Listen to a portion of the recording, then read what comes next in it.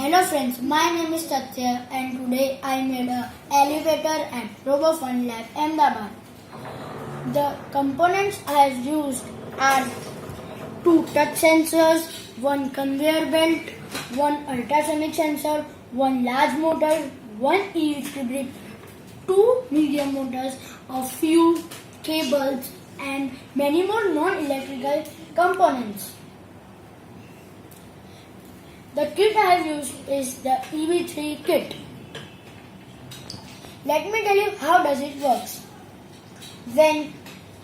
If the lift is on the first floor and I press the touch sensor of ground floor, it will come to ground floor. The door will open for a few seconds and close automatically. Same for the first floor.